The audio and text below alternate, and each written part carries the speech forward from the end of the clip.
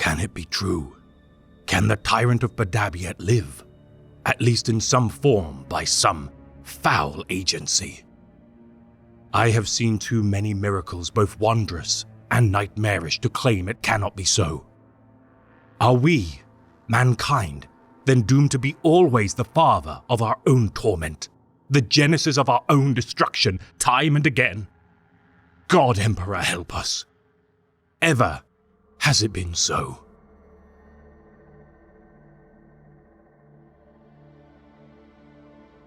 The Imperium of Man raises many heroes and legends who fight and die to preserve its glories. Venerated admirals, generals, line soldiers and Astartes wage constant war across all fronts in the name of humanity in order to preserve its ever-tarnished glories. Yet whenever a single warrior ascends to great power and influence, there is always the opportunity for betrayal, and in some instances, the Imperium's greatest champions can be turned and manipulated to destroy the very ideals they once fought to defend.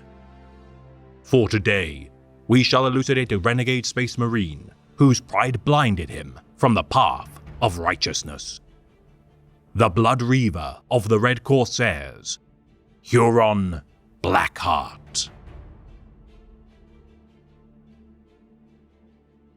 During the era of the 35th millennium, the Imperium was all too familiar with the threats which loomed in the dark corners of the void. 9 foundings of the Adeptus Astartes had been sired, tasked with defending humanity from the deadliest threats across the stars. Yet an impending catastrophe loomed within the Ultima Segmentum of the Eastern Fringe. A gigantic warp rift, dubbed the Maelstrom, provided safe haven to piratical raiders, wreaking havoc upon the innocent during the era known as the Time of Twin Empires, and after continual petitions for aid, the Ur-Consul of Nova Terra could not allow such dissidents to stand unopposed. Of all the chapters sired from this founding, the legacy of but one remains of note: the Silver and Blue Astartes, fated to defend the Imperium from the Maelstrom's denizens for many millennia. The Astral Claws.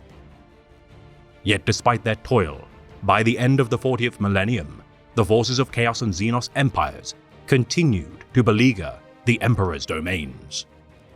Among the ranks of these ferocious breed of Astartes, a young neophyte, Lukt Huron, had begun to earn valor in battle during the conquest of the Eldar exodite world of Lilogir. Slaying an Asuriani warlock with his bare hands, this promising scion of his chapter was redeployed into the Devastator reserves until proving his tactical brilliance in battle.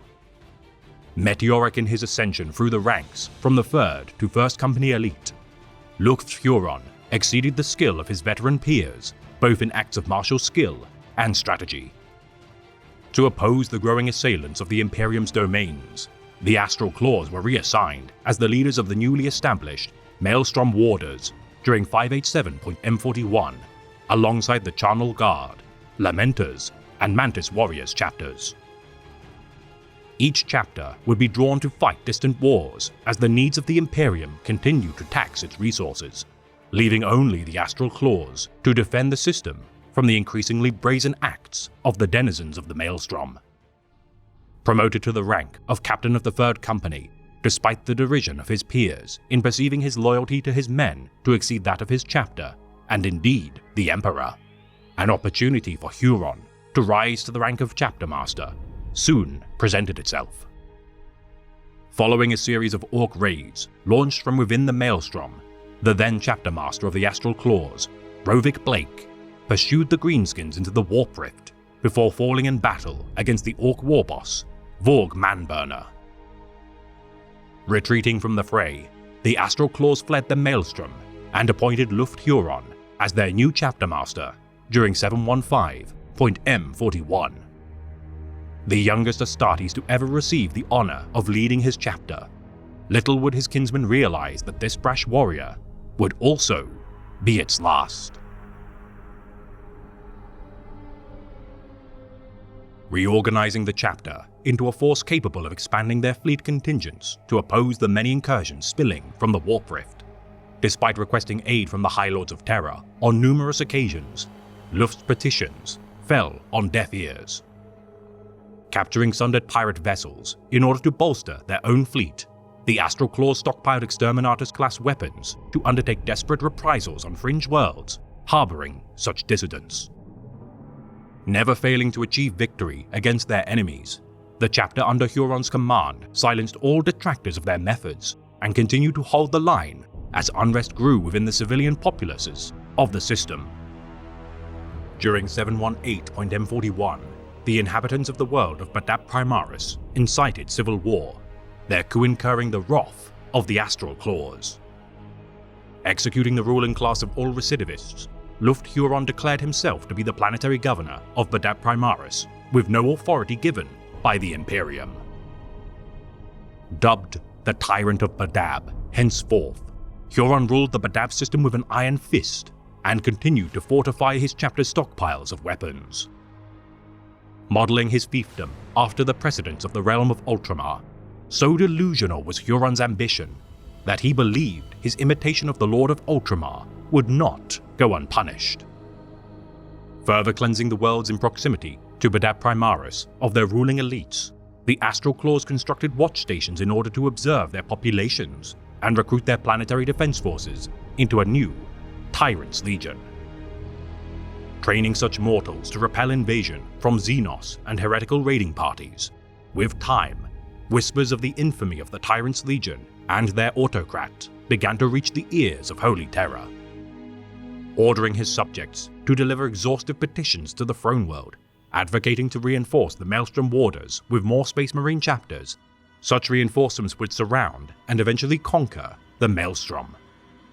Dismissed out of hand by the High Lords of Terra, the suggestion to sire a new founding of Astartes for Huron's obsession to lay claim to the Maelstrom sat ill with the rulers of the Throne World, and with the Astral Claws' refusal to meet their regular tithes of Geneseed to the Adeptus Mechanicus, the officials of the Imperium demanded answers. Seeking to establish his own Space Marine Legion in imitation of those of yore, and refusing to submit the planetary tithes of Badab Primaris, Huron in his arrogance overstepped the bounds of his authority. Investigating further, the agents of the Throne World uncover the chapter's apothecaries to be conducting heretical cultivation experiments in order to burgeon their ranks, and as such, the flagrant actions of Luft Huron required judgment. The Astral Claws had grown in number to an estimated 3,500 Astartes strong, holding dominion of several worlds and forcing their peoples to surrender freedoms and resources to stay their wrath.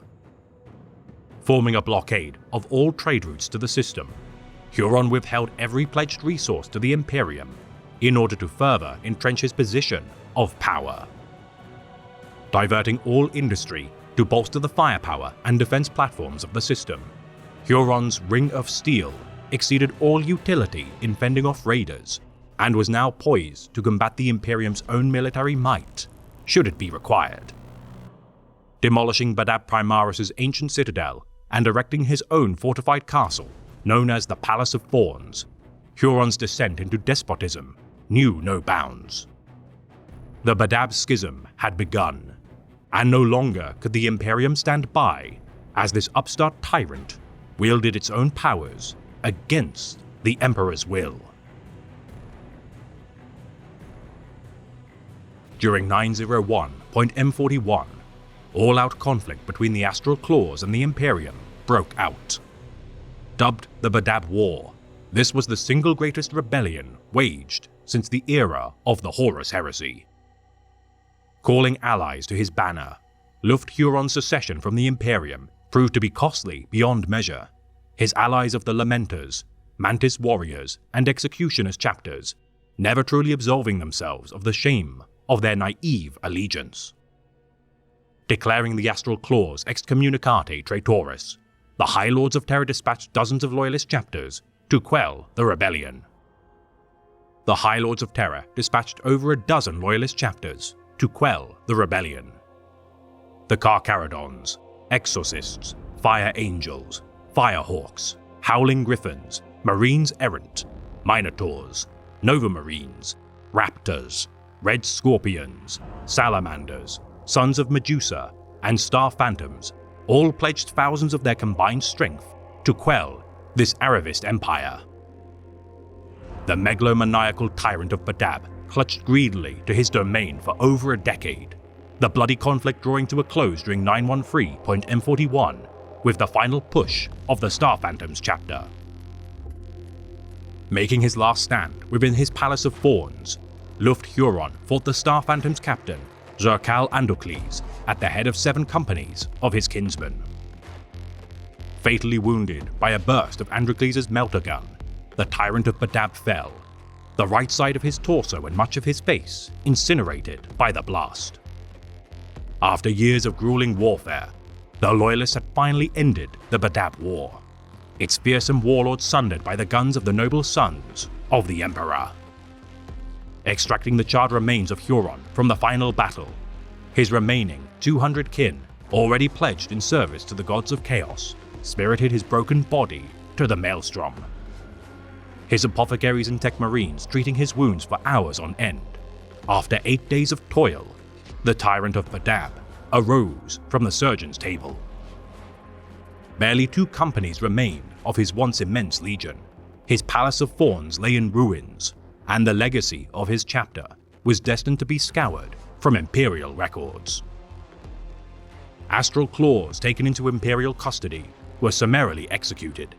Their secessionist allies of the Executioners, Lamenters and Mantis warriors, ordered to undertake 100-year-long penitent crusades with no reinforcement in order to atone for their transgression.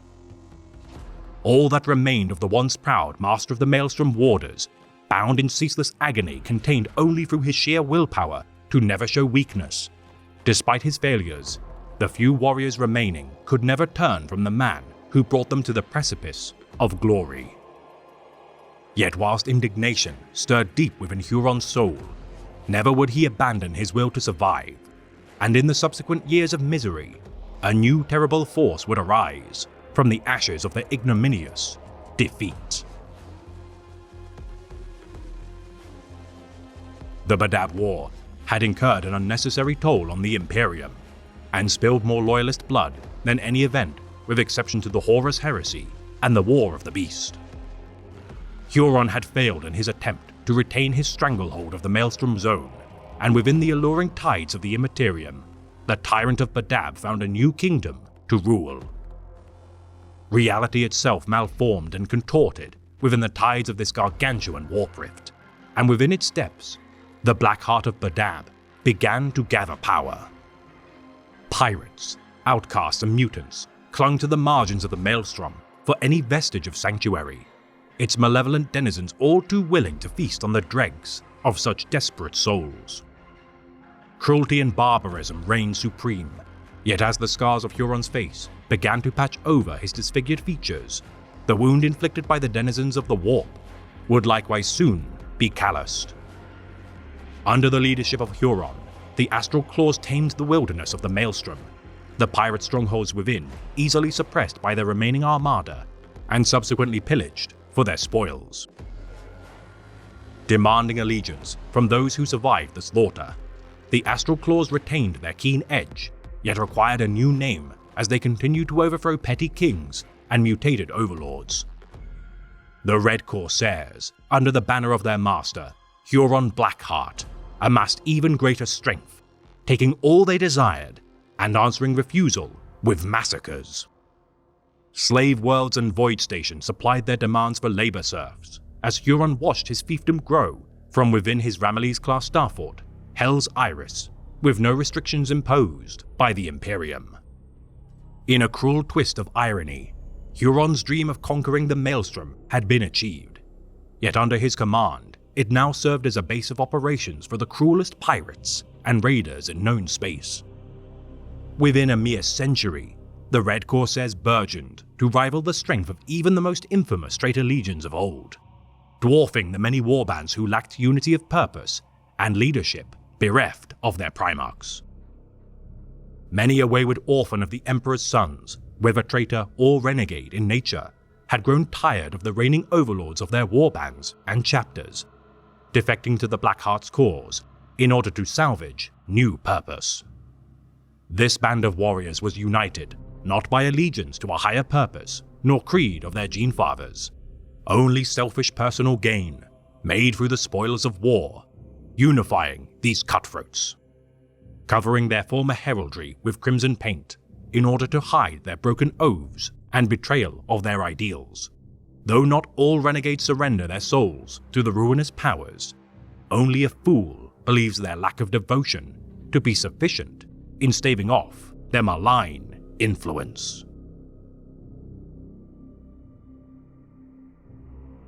Despite the ravages of war claiming much of Huron's flesh and bone, the Pirate King of the Maelstrom is held together as much by hatred as he is pilfered armaments. His once beautiful Artificer Indomitus Patent Terminator panoply, the armor of pride, stripped of its regalia of old, with long exposure to the warp, its polished sheen and golden trim has given way to jagged edges and heretical adornments. His arm replaced with a bionic appendage in the wake of the final battle of the Badab War, Huron now sports a lightning claw, incorporating a heavy flamer into its palm, revered as the Eye of the Maelstrom to those who have beheld its savagery. Forged from the remnants of the ancient relic, the Ghost Razors, said to have been gifted to Luft Huron by the now extinct chapter, the Tiger Claws. The articulated talons of this fell weapon have claimed many a noble soul and proven a fitting tool to wound insolent subordinates. Bound to a demonic entity known as the Hamadira, this slick-skinned shape-shifting entity imparts senses to its master, such as the ability to identify falsehoods and even slow the passage of time. Yet the demon's powers weaken should the Blackheart stray too far from the Maelstrom's embrace. Regarded by the wider Imperium as the Bloodreaver, Huron has ravaged all planets within close proximity to his domain, and grown ever bolder as his Red Corsairs continue to amass strength. Claiming gene seed, voidcraft and weapons from unsuspecting loyalist space marines, chapters such as the Marines Errant, Space Wolves, and Deathhawks know all too well the cost of straying too close to the Maelstrom. Aiding Ezekyle Abaddon during his accursed 13th Black Crusade in exchange for 2 ancient Blackstone Fortress starforts, whilst the Despoiler began his plot to sunder the fortress world of Cadia, the Bloodreaver assaulted several domains across the Imperium.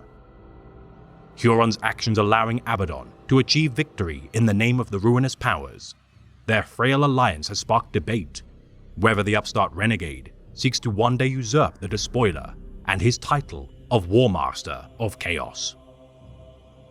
Yet with the birth of the Cicatrix Maledictum following the destruction of Cadia, the Maelstrom no longer stands apart from the Despoiler's domain, the Eye of Terror, their connection carving a sway through the galaxy and splitting the Imperium in half. Untethered from the distant corners of space, the Red Corsairs pillage freely across both divides of Imperium Sanctus and Imperium Nihilus, harrying many a loyalist outpost and stronghold as they desperately struggle to survive. Invading the Yasan sector and laying siege to the homeworld of the White Scars, Chogoris, the Red Corsairs managed to capture and torture their chapter master, Jubal Khan, during the Scars' attempt at reprisal. Rescued by the ingenuity of the Master of the Hunt, Korsaro Khan, the scions of Jagatai, though surviving the ordeal, cast the Red Corsairs back from their home system, nevertheless incurring heavy losses. Within a solar century, Huron Blackheart has amassed an army proven capable in humbling a primogenitor chapter of the Adeptus Astartes, allying with the most powerful champion of the ruinous powers, and unleashed devastation capable of bringing the Imperium to its knees. None can say where the Bloodreaver's true intentions lie, yet should any instance present itself which may annihilate a chapter involved in the downfall of Badab, the Blackheart takes immense pleasure in humbling those that have wronged him. For there are few adversaries more deadly than those who bear a grudge, and the Tyrant of Badab has many vendettas to resolve.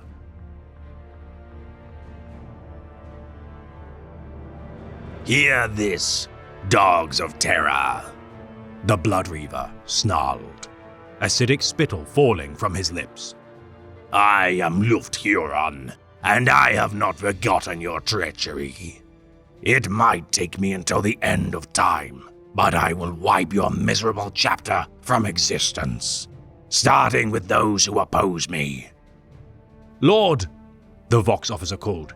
Incoming transmission from the Fool's Ruin. Huron frowned. The warriors he had left aboard were cultists sworn to the ruinous powers. They had no communications equipment. Their purpose was simply to wait until the psychic signal was cut, then attack anyone aboard. Let's hear it. Captain Catullus Naxxon of the Minotaurs. Blackheart, you venomous filth, can you hear me? I can indeed, Captain, Huron replied. Grim delight flowed through him as he heard the voice of an enemy, tight with anger. Tell me, did you partake in the Badab War? I am not going to assist your failing memory, traitor. Know only that we have destroyed your foul right and slaughtered the wretches you left here in your pathetic attempt to entrap us. Oh dear, Huron said, jovially. And if I had been counting on them to do anything other than delay you, I might be disappointed. As it is, he raised a finger. Destroy the catechist.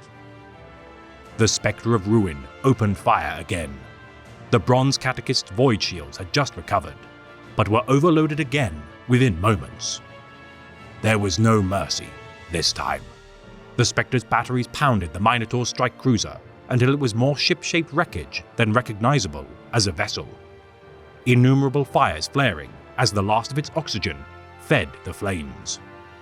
Then, the Spectre of Ruin's bombardment cannon fired 3 times, and magma bombs blew the once proud ship apart. I wish I had the ability to broadcast this sight to you, Captain. Huron sighed, as great chunks of ruined metal began to drift apart. You may take our lives, you fiend, but the vengeance of our battle brothers will find you one day and finish what we started. Take your lives? Huron repeated. Captain, I have no intention of doing such a thing. The Bronze Catechist was my target, a grudge I have held for a century or two. You are insignificant. Prepare for translation, he barked. Huron! Is that a smear of despair I hear at the edge of your voice, Captain? Huron asked, with a predatory grin. You have a ship with power and air, at least. Unless you have entered it. You have, however, disabled the psychic snare that might have pulled another ship from the warp, which could have aided you. You are a long way away from anywhere that matters, so the odds of anyone running across you are vanishingly small. But then again, the distress signal is still broadcasting, so there is always hope. Huron! Of course, Huron continued, gleefully. You may be able to get the warp drives working, but without an intact hull and Gellerfield, I would not like to think of the fate that might await you in the Immaterium. He paused. Well, that is a lie. I suspect I am going to quite enjoy thinking about it. Silences were not made equal. To Huron's practiced ears, the one emanating from the Vox had the flavor of incapacitating fury. I wonder what will happen first, if you choose to wait it out, Huron mused, as the Spectre of Ruin's void shields powered down, and the warp drives began to draw energy. Will you lose your minds? Will you run out of air? Will you even eat the flesh of others around you in order not to starve? Where will you draw the line, loyalist? How far will you deprave yourself in an attempt to remain alive, chasing the hope that you may one day again be of use to your masters? He sighed. Do not make your choice in the hopes of impressing me. I will not be coming back to find out.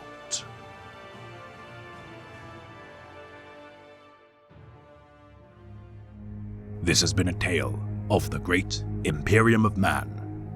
read by the Remembrancer.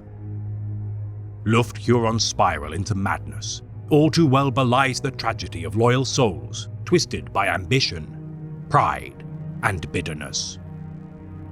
Despite the bureaucratic meddling of administrators and nobles, the Astral Claws, regardless of their plight, chose willingly to walk the path of damnation.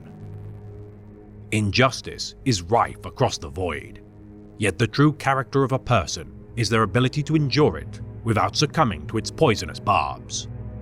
So stave off the enticements of resentment and malice, for no vindication can be found through their siren's call, lest your noble souls become as fetid and twisted as that of the Black Heart.